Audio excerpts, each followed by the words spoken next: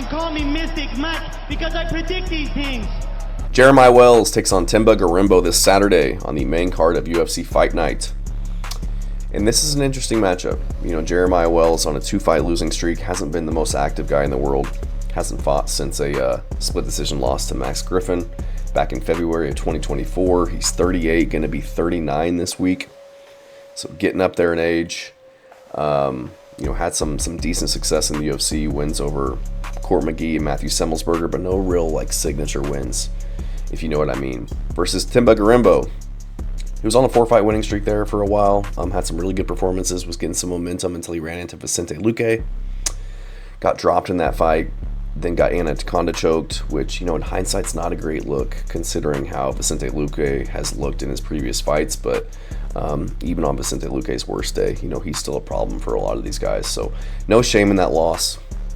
Themba Gorimbo, 34, still in his prime, but again, one of those guys who kind of at the point in his career where he's really got to put something together and get some momentum going if he really wants to ever be considered to be a top 5, top 10 title challenger or anything like that. So good fight between these guys.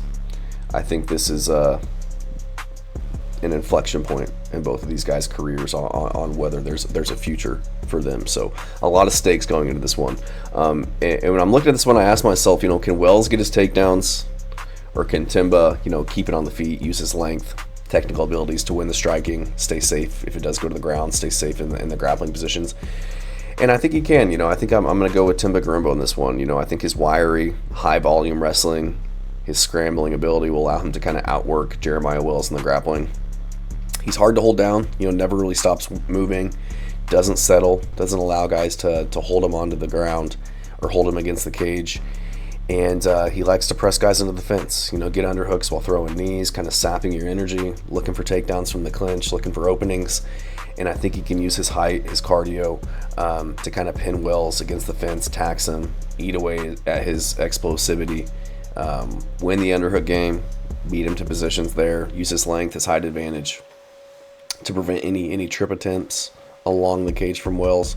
We saw Themba Gorimbo in one of his last fights out-grapple Ramiz Brahimaj, who's also the smaller guy like Jeremiah Wells, just with his grappling skills.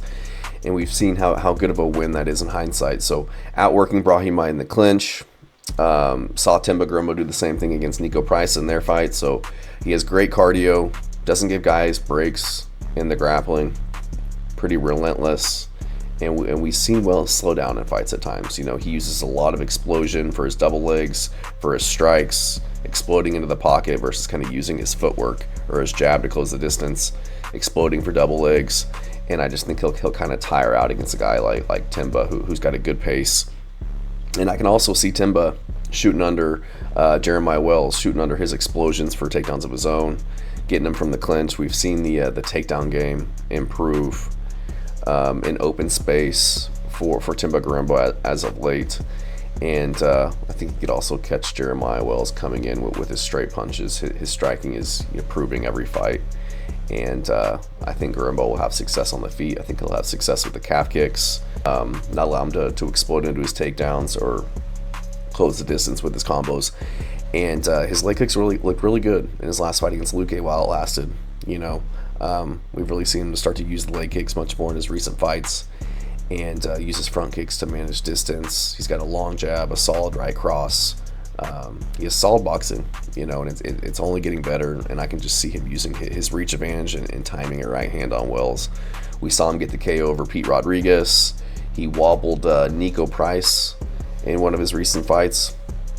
And I just feel like Wells is kind of open as he comes in, kind of wide looping hooks. He just seems kind of uncomfortable on the feet at times, like desperately trying to get it to the ground.